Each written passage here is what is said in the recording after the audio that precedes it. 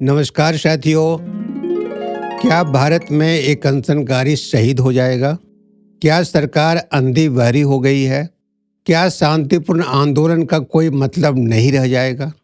12-13 दिन बीत गए। लद्दाख के सोनम वांगचुक अनशन पर बैठे हैं। प्रधानमंत्री अपने विदेशी फैशन शो पर जा रहे हैं और आ रहे हैं। सरकार, मीडिया और आरएसएस की पूरी कोशिश है कि किस तरह चंदा चोरों के गिरोह को बचाया जाए। आपको याद होगा कि प्रधानमंत्री नरेंद्र मोदी को 2014 में बनारस की गंगा ने बुलाया था।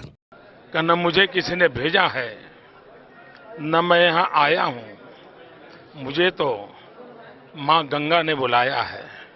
सच्चाई यह थी कि बेचारी गंगा बनारस में प्रदूषण से अधमरी हो गई है। वह किसी को क्यों बुलाएगी? गंगा ने अपने 2 सपूतों को शहीद होते देखा है। एक हरिद्वार के मातृसदन के थे स्वामी निगमानंद। वे 22-23 वर्षीय युवक थे। गंगा में हो रहे प्रदूषण के खिलाफ आमरण अनशन पर बैठे।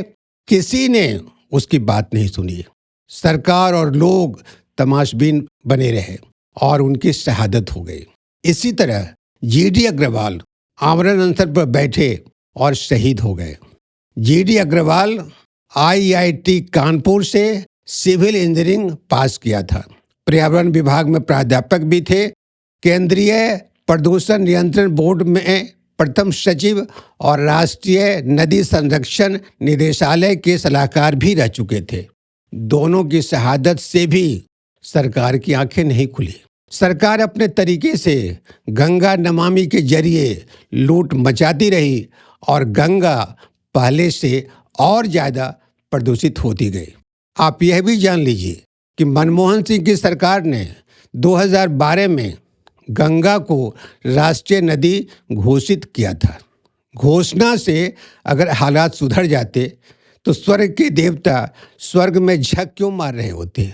वे सब इकट्ठे भारत की धरती पर उतर आते।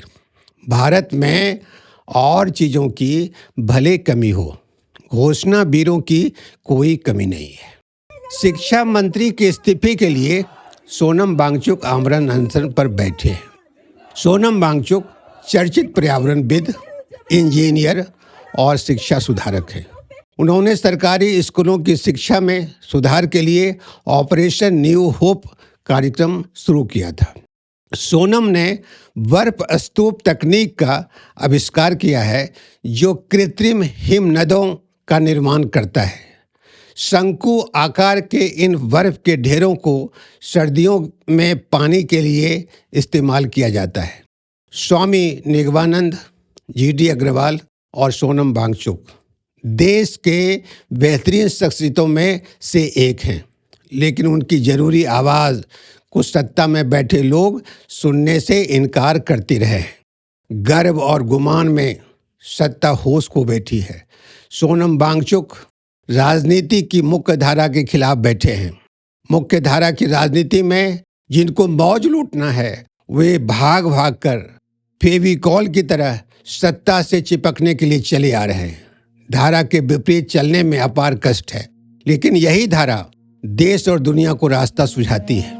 रविन्द्रनाथ ठाकुर ने कहा था कि यदि तुम्हारी डाक कोई न सुने तो एकला चलो रे। यदि तुम्हारी पुकार सुनकर कोई न आए तो अकेले चलो रे। यदि कोई बात न करे, यदि सब डर के मारे मुंह फेर ले, तो तुम अपना हृदय खोलकर अपनी बात अकेले कहो रे। यदि सब पीछे लौट जाएं, तो अपने रक्त रंजित चरणों के साथ अकेले आगे बढ़ो रे। सोनम वांगचुक का हस्त्र जो हो, वे अगर शहीद भी हो गए तो उनका जीवन सार्थक होगा। मगर वे लोग जो यह सब देखकर चुप हैं या कम से कम कुनमुना भी नहीं रहे और सत्ता के झूठ और अन्याय के सामने नतमस्तक हैं, उन्हें एक दिन लगेगा कि अपनी ही लाश को अपने ही कंधे पर वो ढो रहे थे। निरर्थकता बोध से जीवन व्यर्थ प्रतीत ना हो, इसके लिए सच का साथ दें। आप सबको बहुत बहुत धन्यवाद, बहुत शुभकामनाएं। सभी साथी मेरे चैनल से जुड़े रहें। हार्दिक धन्यवाद आप सबको।